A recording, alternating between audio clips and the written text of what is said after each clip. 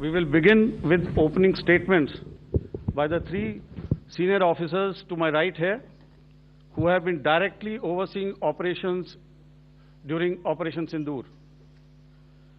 We have Lieutenant General Rajiv Ghai, Director General Military Operations, who will cover the aspects related to land domain.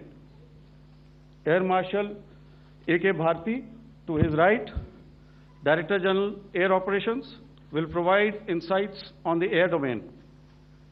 And to my right is Vice Admiral A.N. Pramod, Director General Naval Operations, who will cover aspects on maritime domain. Following their briefings, we will move on to the question-answer session. I now request the DGMO to commence the opening brief. Thank you, Sandeep. A very good evening to all of you, ladies and gentlemen.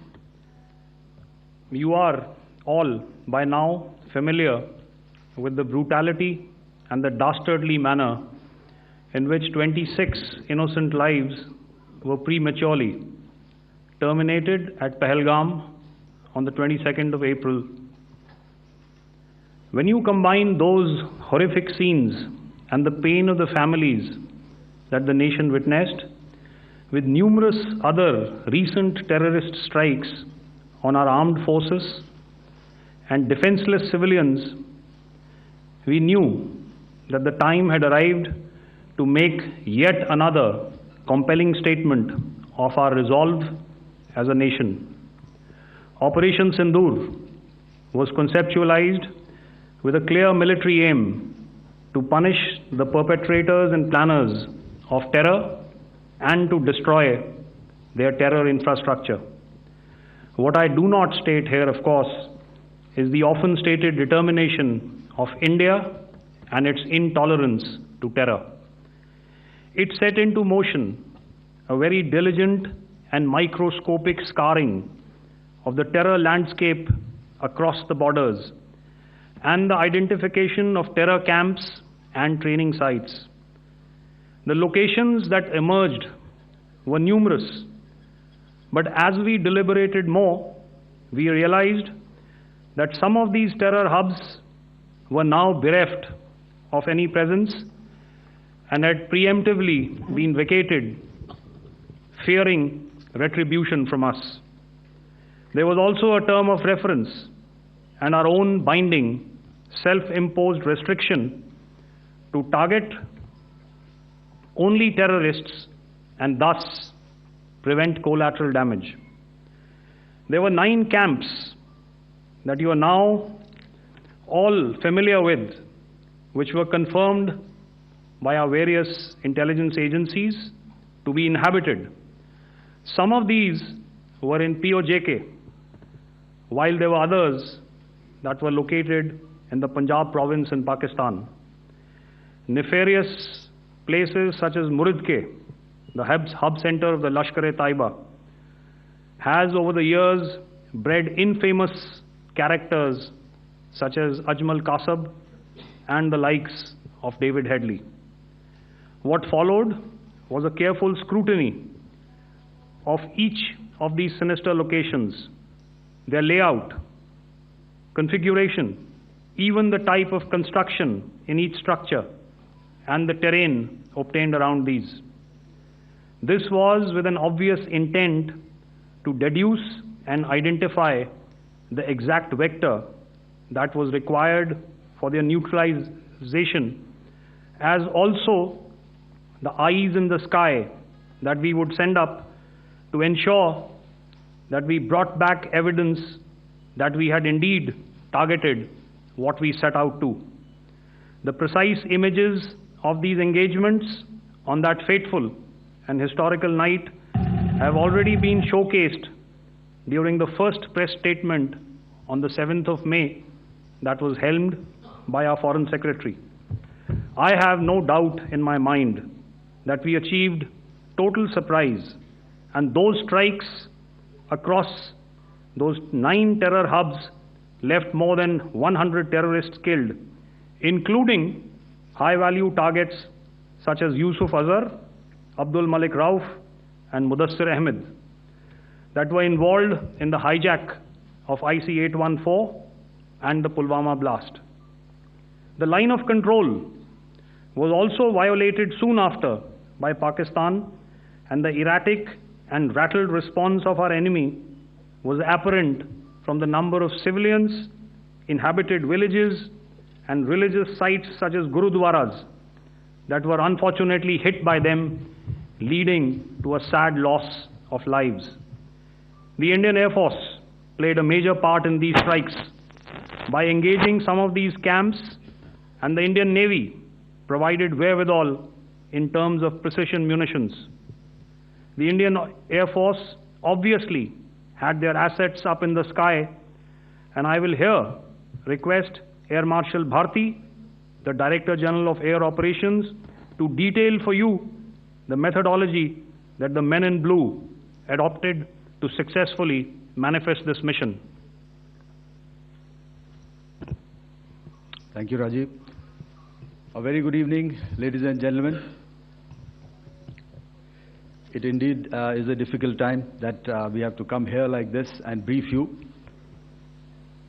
We could have done without this, but we had no choice.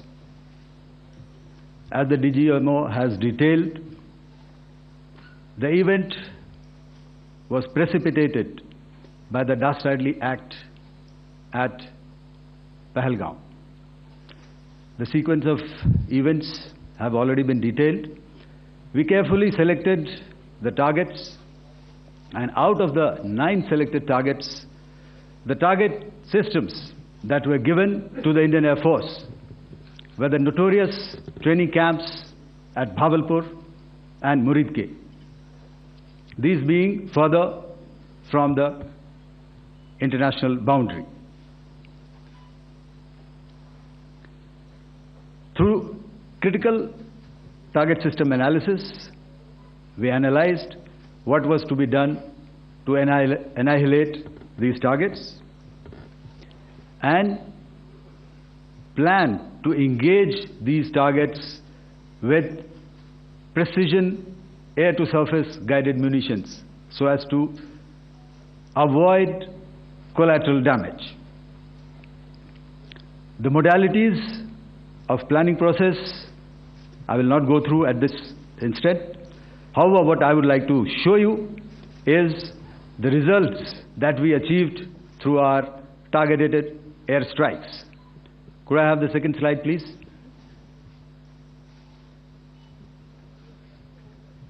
Yeah, change, please.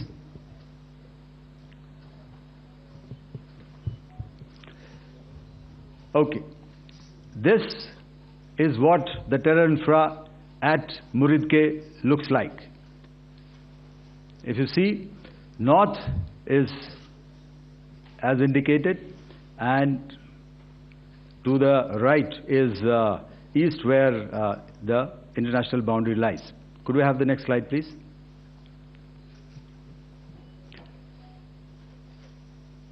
Orientating. Oh, just go back to one slide. Okay. Please have a look at this red building, the series of buildings out here, and this empty ground. Next. If you relate, the empty ground is here, and you see this is the first weapon that is impacting. This is the impact point number 1 on Muridke training camp with our precision guided weapons on early morning 7th. Next, please. Keep your eyes glued for the second weapon coming in and the second impact on the selected target point. Next slide, please.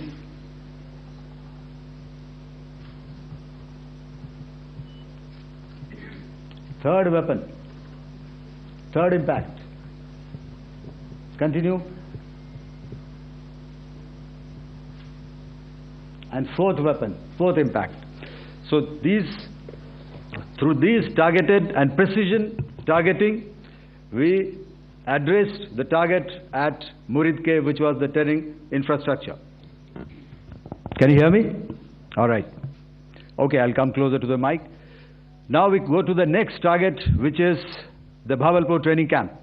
Next slide, please. Okay, just wait. So the effect, if you see, the impact point, if I can point out, this is the impact point. The ammunition has gone through the roof and it has created a blast inside, the photographs of which you would have, all of you would have seen. And the red building, after that there was this double-story building. It has been completely decimated by our precision targeting. Next, please. The target system which was in the north, a series of buildings. I will show you how it looked. Next. Completely destroyed by our precision targeting. Next.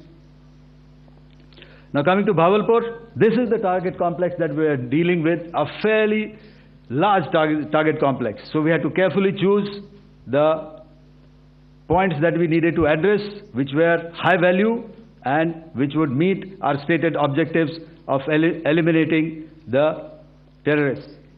I would like to draw your attention to this red canopy, and in relation to that, I would cover the targets. One target system is a series of buildings here, other one here, and other one out here. Next slide, please. This is how it looked before, and this is how the building looked after the impact of the weapon. And orientation in relation to this red canopy, you can see here. Next, please. Before, next, and after. The roofs have completely collapsed. Next. This is the target system. Next. Precision targeting, and we have achieved our objectives here. Next.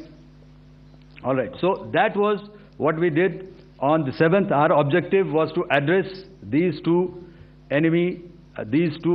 terrorist camps, and that we did with precision. And thereafter, we maintained a robust air defense posture, because remember, our objective was to target the terrorists and terrorist infrastructure, not any other infrastructure, not the Pakistani military, not the Pakistani any other infrastructure. So that is what we have maintained on the 7th of May. However, what we saw in the evening of 7th of May, we were saturated with a raid of Pakistani unmanned aerial vehicles and small drones.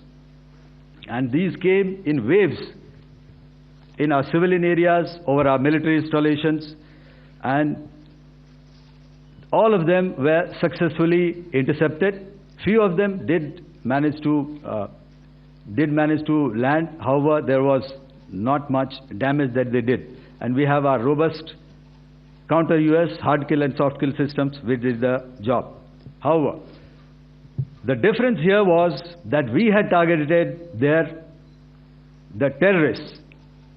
The adversary now has targeted our civilians and the military infrastructure. So it had to be responded to.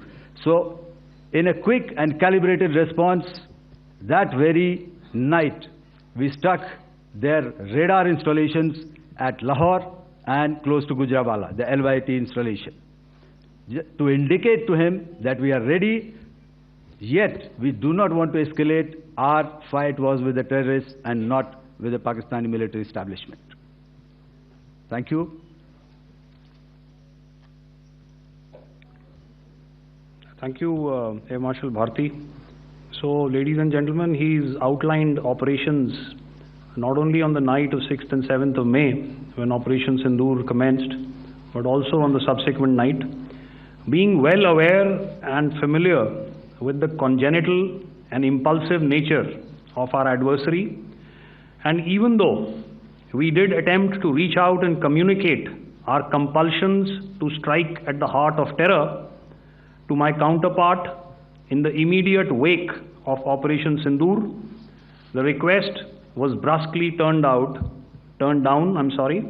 with an intimation that a severe response was inevitable and in the offing. We were, of course, prepared.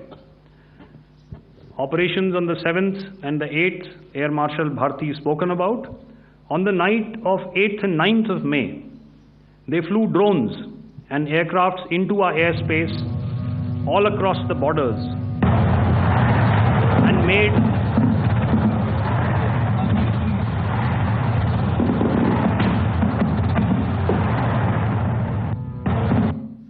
made largely unsuccessful attempts to target numerous military infrastructure. Violations on the line of control by Pakistan also commenced yet again and precipitated into fierce arty engagements. The air operations on the night of 8th and 9th of May, I'll yet again request the DG Air Operations to cover.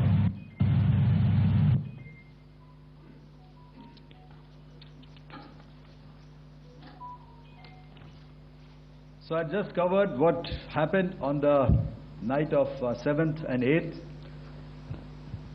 What we found that on the night of 8th and 9th, starting as early as 22:30 hours, our cities had a mass raid of drones, unmanned aerial vehicles, UCAVs, starting right from Srinagar, going down right up to Nalia.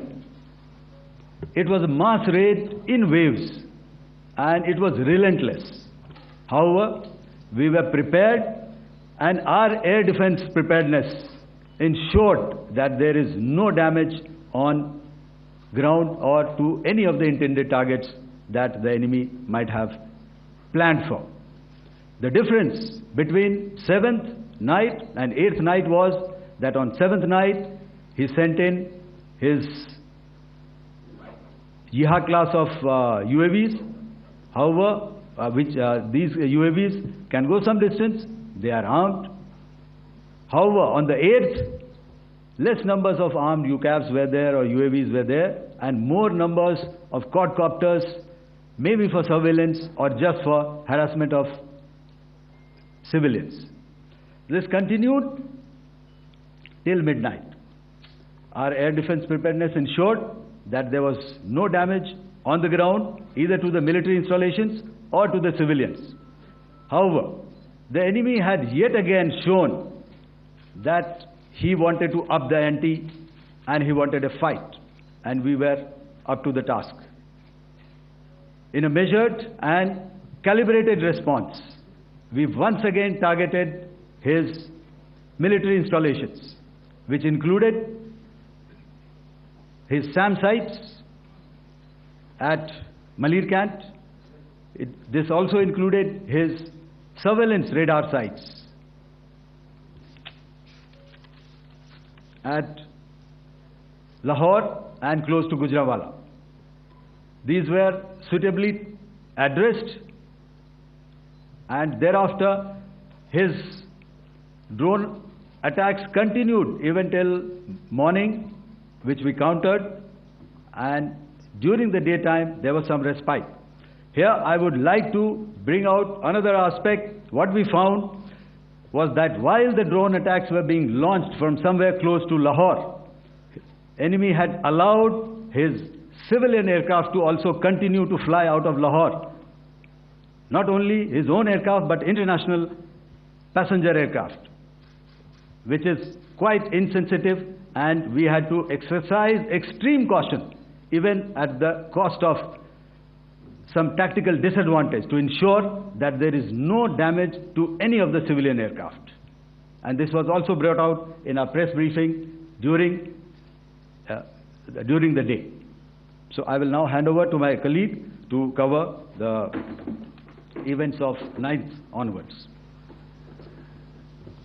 On land, we also undertook certain measures such as deployment of air defense and electronic warfare assets to establish an integrated grid with the Indian Air Force and I have seen and heard some of you wax eloquent about the benefits of such an architecture when it comes to negating and combating air intrusions.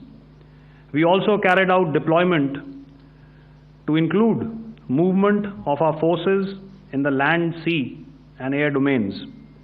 The night of the 9th and the 10th of May saw similar intrusions by drones and aircrafts, and this time there was a concerted effort to target airfields and some very, very important logistic installations, albeit yet again unsuccessful and denied gallantly and efficiently, I must say, by the integrated Indian Air Force and Indian Army Air Defense. We further strengthened our deployment and also initiated some pressure points to send a very clear and unambiguous message to the other side to desist from any misadventures on land. Some of the airfields and dumps saw repeated attacks in waves from the air. All were thwarted.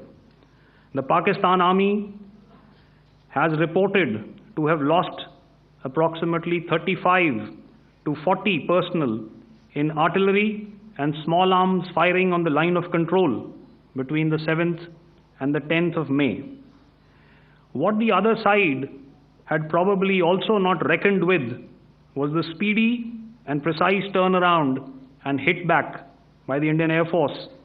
And I will yet again ask Air Marshal Bharti to speak about these significant and game-changing strikes. I will thereafter request Vice Admiral Pramod, my colleague and Director General of Naval Operations, to tell us about some very telling naval maneuvers in the Arabian Sea that exerted pressure on the night of 9th and 10th of May. Over to you, sir. Thank you. Commencing about 2000 hours, that is 8 p.m. local time, on 8th of May, several Pakistani unmanned aerial systems, drones, combat vehicles attacked multiple IF bases.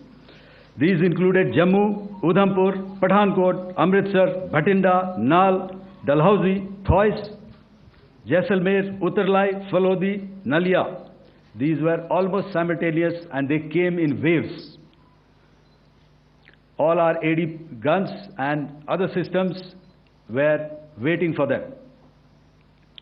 All these waves were neutralized by our trained crew using the air defense systems that they have, and also some of them were utilized using our legacy systems like Pechoras and IF Summer, which we have recently acquired. And some were neutralized by the Garud snipers. There was no damage on ground from these incursions and these mass raids, if I could call them, from the Pakistani side.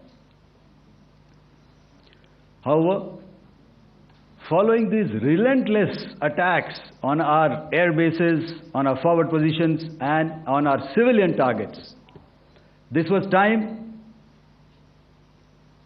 to convey some message to our adversaries.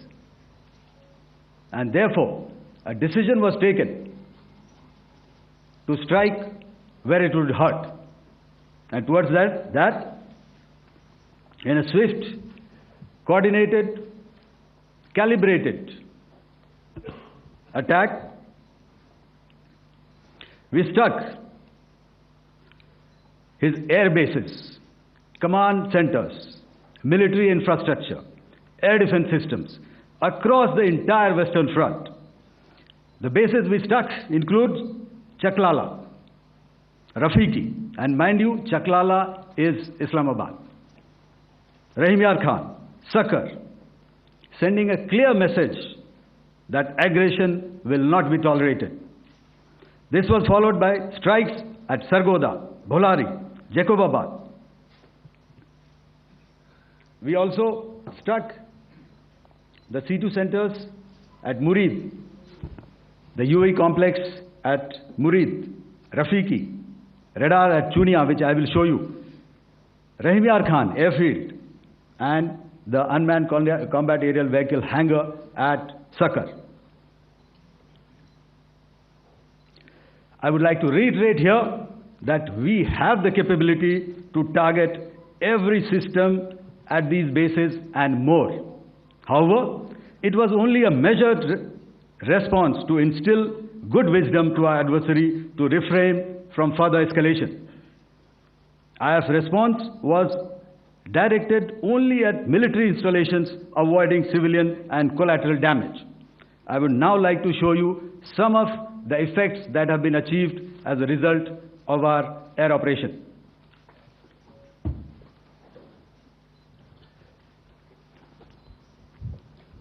Here is the Pasrur air defense system, if you could see.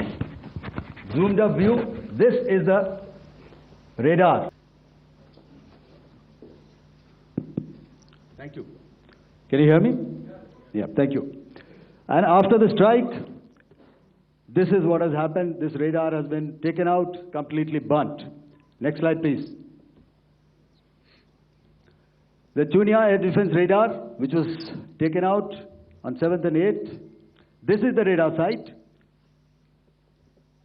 A blown up photograph, once again, on a tower. Not very clear, but what you see very clearly is the after effect after we have struck. The radar head has been completely decapitated. Next slide, please. Arifwala air defense radar. In this complex, you see how it looked before, blown up image, and after really blown up. Next. Now coming to Sargodha airfield. Remember, this is one of their important airfields wherein they have a lot of assets, F-16s, other assets which they keep getting, training institutes. And we have stuck this airfield. It is not, if you zoom in here, then one impact point here on the runway and second impact point of our weapon, precision weapon on the runway. And if you see this blown up, repairing going on. Same here. Next. Rahimyar Khan. This is the area we have struck. A deep strike out here and one complex here. So this is how it looked before, and the same. You see a big crater, another crater here, and this complex after strike neutralized. Next. Chaklala airfield, Noor Khan, once again a major air base, a lot of their logistic assets out here. This was the chosen complex that we intended to strike and convey a message. Next slide, please. This is how it looked before, and this is how it looked after our strike. Next. Sakar. We chose the radar site at Sakar. This is the radar site, and after it was struck, this is the aftermath, completely burnt out. Next, please. Aircraft shelter. This is how it looked before the strike, and this is how it looked after the strike. The roof of the buildings completely caved in and burnt. Next. Bolari airfield, aircraft hangar. This is how it looked before, and this is how it looked after the precision strike. Next. Jacobabad, aircraft hangar, and this is how it looked after. Next. So what I'm trying to convey here, ladies and gentlemen, is to start with, our fight was neither with the Pakistani military nor with anybody else who's there on the other side. Our fight was with the terrorists. We neutralized the terrorists that we selected to be neutralized, and thereafter we only maintained the air defense posture. However, we were relentlessly pounded by waves after waves, night after night, by his UCAVs by his drones and by his other unmanned aerial systems. And that left us with no choice but to retaliate, and yet our retaliation was calibrated, it was graduated, and it was proportionate. Thank you.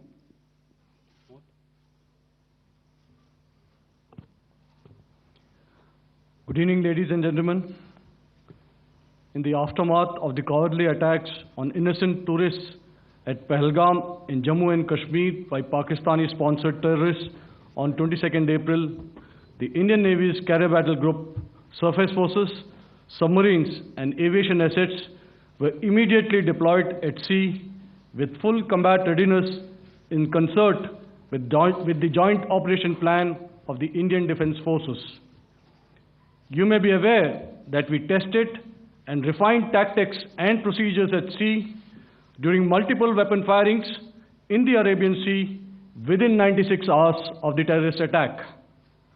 The aim was to revalidate our crew, armament, equipment, and platform readiness to deliver various ordnance on selected targets precisely. Thereafter, our forces remained forward deployed in the Northern Arabian Sea in a dissuasive and deterrent posture with full readiness and capacity to strike select targets at sea and on land, including Karachi at time of our choosing. The forward deployment of the Indian Navy compelled Pakistani naval and air units to be in a defensive posture, mostly inside harbors or very close to the coast, which we monitored continuously. The Indian Navy maintained seamless maritime domain awareness throughout the duration and was entirely aware of the location and movement of Pakistani units. In effect, we had and continue to have good battle space transparency using our maritime domain awareness grid. As you are aware, our response has been measured, proportionate, non-escalatory, and responsible from day one. Accordingly, the calibrated approach considered all options, including the ability of the Indian Navy for offensive action from and at sea. As part of this escalation control mechanism, the application of force by the Navy was planned in a synchronized manner in coordination with the Army and Air Force, the highlight being teams from the three services working closely in an integrated manner. Along with the kinetic actions by the Indian Army and Indian Air Force, the overwhelming operational edge of Indian Navy at sea contributed towards Pakistan's urgent request for a ceasefire yesterday. As we speak, Indian Navy remains deployed at sea in a credible deterrent posture to respond decisively to any inimical action by Pakistan or Pakistan-based terrorists. Thank you. Samno Varna, Jai Hind. Now I'll hand over to Director General Military Operations for further proceedings. Ladies and gentlemen, on the 10th of May, in the morning, even as we were getting into a huddle to wargame the events of the previous night, a routine exercise, I received a message on hotline from my counterpart in Pakistan seeking my willingness to communicate. Since our initial aim was to strike at terror camps, and all our actions in the subsequent days were in response to the intrusions and violations by the Pakistan Air Force and its army, it was decided that I would indeed speak with my counterpart. You are already aware, I've seen it being covered on national television, that my communication with the Pak DGMO was conducted at 15:35 hours yesterday and resulted in cessation of cross-border firing and air intrusions by either side with effect from 1700 hours, 10th of May, after he proposed that we cease hostilities.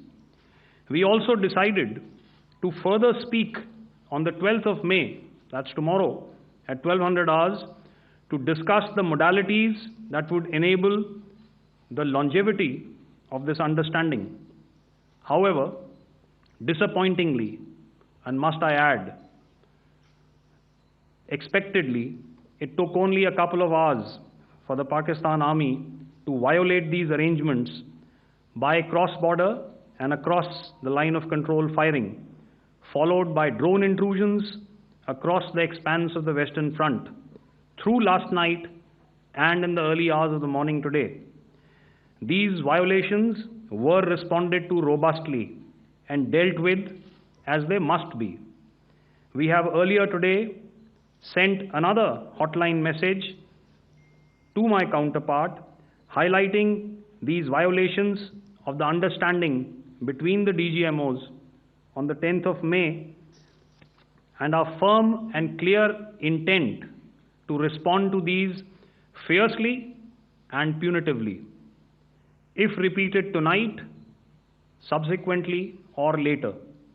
In this regard, I must inform all of you that the Chief of Army Staff has earlier today conducted a security review and has granted full authority to our Army commanders for counter-actions in the kinetic domain in case of any violation by Pakistan. In the end, I pay my solemn homage to my 5 fallen colleagues and brothers from the armed forces and civilians who have tragically lost their lives in Operation Sindoor. Our hearts go out to the bereaved families, and we express our solidarity to them in this lifetime and beyond, at this grave juncture in their lives. Their sacrifices shall always be remembered and spoken of in glowing terms by a grateful nation.